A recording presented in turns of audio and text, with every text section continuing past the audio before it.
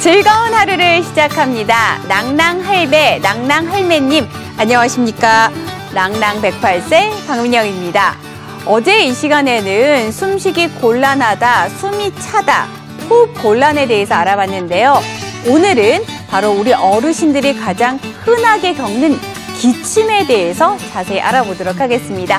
오늘도 국민 손녀딸 낭낭 리포터 손민지 씨 나오셨습니다. 안녕하세요. 네, 안녕하세요. 손민지입니다. 제가 기침 때문에 잠을 못 잘지는 몰랐습니다. 네, 기침을 너무 자주 해서가 아니라요. 기침에 대한 궁금증이 너무 많아서 한숨도 못 잤어요. 이렇게 우리 낭낭 리포터 민지 씨가 궁금증이 많은 기침, 어르신들도 참 많을 텐데요. 전문적인 도움 말씀 주실 연세대학교 의과대학 호흡기내과 장윤수 교수님 모셨습니다. 안녕하세요. 네, 안녕하세요, 교수님. 네, 교수님, 앞서서도 우리 민지 씨도 궁금증이 많다고 했는데 일단 기침은 남녀노소 누구나 참 많이 겪는 증상이잖아요. 네. 일단 기침은 왜 생기는 건가요? 기침은 기도를 자극하는 자극이 있을 때 기도를 방어하기 위해서 발생하는 정상적이고 폭발적인 호흡의 한 형태입니다. 그러니까 기침이 만약 없으면 어떻게 될까요?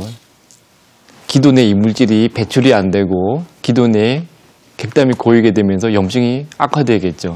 기침이 정말 중요한 거네요. 네, 그러니까 기침이 없어도 몸에 이상이 있는 거고 기침이 많아도 몸에 이상이 있다라는 소리인데 일단 그러면 기침을 너무 많이 해요. 기침이 너무 많이 하면 발생하는 질환 같은 게 있을까요? 역시 기침의 가장 큰 원인은 감기입니다. 즉 감기는 상기도에 바이러스가 침범해가지고 생기는 그런 질환인데 그 뭐 웬만한 사람은 1년에 한 5번, 6번 앓는 그게 되겠죠. 그 다음으로 많은 건 이제 호흡기 질환들, 특히 저번 시간에 다뤘던 만성 폐쇄성 폐질환이나 촌식에서도 기침이 끊이지 않게 발생합니다. 하지만 그 말고도 폐에 생기는 어떠한 질환도 다 기침이 생길 수 있어요. 그 뭐 간질성 폐질환이라고 해가지고 폐가 딱딱해지는 폐섬유화증, 또 폐암도 기도 침범하면 기침이 나올 수 있고, 기력도 처음에 폐포 속에 있을 때는 증상이 없다가 기관지 침범하면은 기침할 수 있거든요. 네. 또 젊으신 분들은 역류성 식도 질환이라 그래가지고 위산 같은 게 거꾸로 살살 올라와가지고 목을 간지럽히면은 기침이 굉장히 성가시게 발생할 수 있습니다. 역류성 식도염이요? 네. 역류성 식도염을 가지고 있을 때도 기침을 많이 한다는 소린가요? 굉장히 불편한 기침을 특히 목이 이물감과 함께 하게 돼 있어요. 맞아요, 교수님. 제가 역류성 식도 질환이 있거든요. 그래서 마른 기침을 굉장히 자주 하는 편인데 그게 원인이 되었다는 소리군요. 그럼 교수님, 굉장히 다양한 원인들이 있는데 이런 질환들이 좀 생겨나기 전에 기침을 할 때요. 기침도 우리가 마른 기침이 있고 뭐 가래가 좀 끄는 그런 기침들이 있잖아요. 이런 기침의 증상에 따라서도 호흡기 질환이 좀 달라질 수 있나요? 기침 소리를 가지고 구분할 수도 있고, 그리고 제일 많이 하는 것은 기침할 때 가래가 동반된지 안 됐냐, 마른 기침이냐, 객담이 동반된 기침이냐, 이 두 가지. 이게 아마 제일 많이 쓰이는 것 같아요. 특히 객담이 동반된 경우는 기관지 내에 이런저런 염증이 있다, 이렇게 봐야 되거든요. 기침할 때 불그스름한 가래가 나온다. 그러면은 우리가 제일 흔한 폐렴구균에 의한 폐렴이다, 이렇게 판단할 수 있고요. 그러니까 객담, 즉 가래 색깔이 붉은색일 때는 폐 질환을 의심해 볼 수 있는 건가요? 폐렴을 생각할 수 있는, 폐렴? 그 중에서도 폐렴구균에 의한 폐렴을 생각할 수가 있어요. 우리가 폐렴 예방주사 맞았다 막 그러는데 그게 대부분 폐구균 예방주사거든요. 네. 그러니까 그게 굉장히 흔한 질환 중에 하나예요. 그렇게 생각할 수가 있고, 또 기침할 때 가래가 녹색으로 나온다. 녹색이요? 녹색 가래도 있어요, 교수님? 네, 꽤 있어요. 이때는 농동균이라고 하는 조금 독한 균에 감염이 되면은 농동균에 의한 폐렴일 때 녹색이 나올 수가 있고, 그래서 기침하고 동반된 객담 가지고 구분하는 게 또한 또 도움이 되겠습니다. 지금까지는 저희가 기침하고 동반된 객담과 관련돼서 좀 증상을 알아봤는데요. 그렇다면 좀 기침을 어느 정도 하면 이게 좀 호흡기와 관련된 질환이다라고 알 수 있을까요? 기간 같은 경우. 기간으로 봐서는 보통 3주를 봅니다. 3주요? 네, 아까 말했던 상기도 감염, 감기는 보통 3주 전후로 해가지고 흐지부지 없어지거든요. 그런데 3주 이상 기침한다고 보면은 아까 말했던 심장질환이든 아니면 흔한 폐질환이든 이런 것들이 동반되어 있는 걸로 봅니다. 그렇군요. 기침 근데 사실 저희가 좀 가볍게 여기는 경우가 많잖아요. 기침하면 그냥 뭐 약국 가서 종합감기약 같은 거 사 먹고 말아버리고 이러는데 방금 교수님 말씀하신 것처럼 한 3주 정도 기침을 한다 그러면 꼭 의심을 좀 심한 증상이다라는 걸 의심을 해봐야 된다는 건데 그러면 3주 이상 기침하는 거 외에 또 어떤 증상이 좀 발생을 하면 병원을 꼭 찾아가 봐야 될까요? 반드시 찾아야 되는 경우가 호흡기 특이한 증상들이 있죠. 기침을 했는데 기침과 같이 피가 떡 나왔다.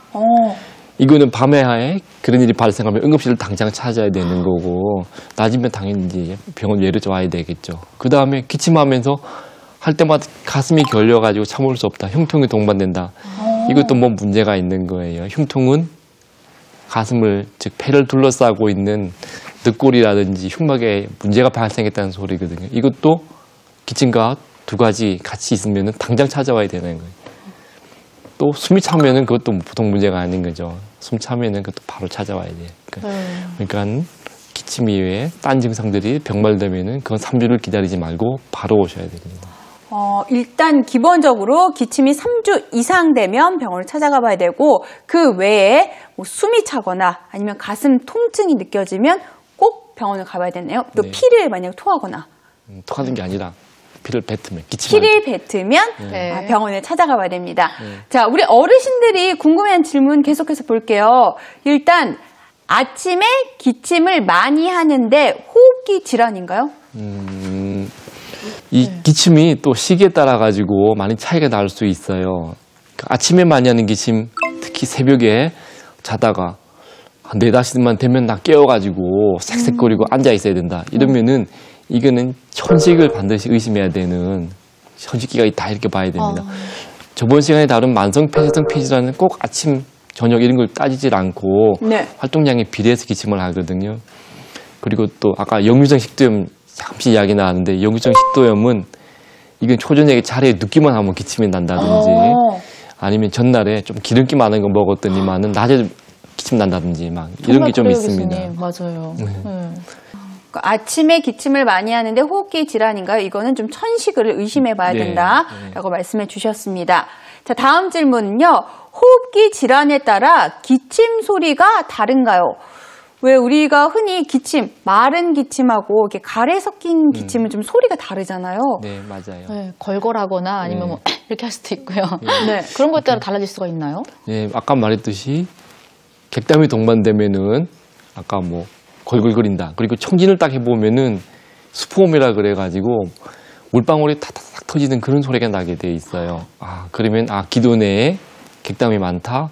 또 객담이 많으니 감염이 동반돼 있겠다. 이렇게 판단할 수가 있겠죠. 그리고 아주 특징적인 질환이 있는데 이거는 천식이에요. 천식은 기침할 때 이런 그대로 휘바람 소리가 나게 돼 있어요. 물론 이게 심할 때 이야기죠. 근데 청진을 해보면은 삑삑 하는 높고 정말 높은 소리에 필이 나는 소리가 들리는 게 천식이 되겠습니다. 하지만 그 외의 질환들은 소리 가지고 조금 구분하는 게 힘들어요. 뭐 폐암이 있다고 해서 특별한 소리가 나는 것도 아니고 계략도 특별한 소리가 나는 건 아니거든요. 예. 자, 앞서서 천식에 관해서 말씀해 주셨는데요. 천식은 새벽에 주로 나타난다. 기침을 많이 할 때 나타난다. 쌕쌕 소리가 나타난다. 라고 말씀해 주는데 그 외에 또 다른 증상이 있나요? 천식은 또 이제 특징적인 게 천식은 노인의 질환이 아니라 어떻게 보면 좀 청소년기 좀 많은 그런 질환이에요. 예, 그런 특징이 있고 또 천식은 흉부 압박감, 가슴이 답답해가지고 숨을 못 쉬겠다. 뭐 누가 올라탄 것 같다. 아니면 누가 가슴을 꼭 누르고 있는 느낌이 든다. 이런 게 또 있으면은 천식을 꼭 생각해봐야 되고요. 천식은 또 운동을 하게 되면은 막 과호흡을 하게 되면은 또 그런 세 가지 증상들이 동반되는 게 특징이 되겠습니다. 예. 그리고 천식은 아주 특징적인 게 기관 확장제를 한번 쓰면은 또 싹 가라앉는 그런 또 특징이 있어요. 네, 사실 우리 민지 씨도 기침을 많이 한다고 했는데 기침을 할 때 정말 심하게 할 때는 기침 한번 하고 나면 좀 기운이 없을 때가 있거든요. 자, 기침 치료는 좀 어떻게 하면 될까요? 물론 이제 뭐 폐렴이 있으면 폐렴 치료해야 되고, 뭐 만성 폐쇄성 폐질환이 있으면 그걸 치료해야 되는데, 그 말고도 기침 그 자체만으로도 진짜 많이 불편하거든요. 기침 많이 해가지고 흉통 발생한 사람 본 적이 있으세요? 기침 오래 하다 보면 이게 계속 가슴이 아프면서 갈비뼈가 네. 과도하게 운동하기 때문에 아프기 때문에 어느 정도 하게 되면 기침 그 자체도 조절해 줘야 됩니다. 그러니까 적절한 약이 있는데 그 간단한 약부터 어떻게 보면 호흡을 억제시켜가지고 기침을 적게 하는 그런 약까지 종류별로 있는데 그런 것들을 이용해가지고 적기를 조절해야 되고 또 객담도 같이 잘 배출할 수 있도록 그런 약들을 같이 이용해서 조절하는 게 도움이 많이 됩니다. 네. 네, 교수님께서 이 약과 관련된 치료 방법 알려주셨는데요. 그렇다면 약 이외에 또 어떤 방법이 있을까요? 가장 손쉽게 할 수 있는 게 수분 섭취를 늘려주는 것입니다. 수분을 많이 섭취하게 되면은 특히 객담이 동반된 기침에 있어가지고 객담 배출을 굉장히 용이하게 해주거든요. 그게 큰 도움이 되고 또 두 번째로는 산책과 같은 운동을 적절히 해주면은 역시 객담 배출이 원활하게 되면서 기침이 잦아들게 됩니다. 하지만 기침 때문에 아프다, 숨차다 그러면서 누워 있는 것은 어떻게 보면은 폐렴이나 기관지염을 악화시킬 수 있기 때문에 좀 하지 않으셔야 되는 그런 일이 되겠습니다. 가만히 있는 게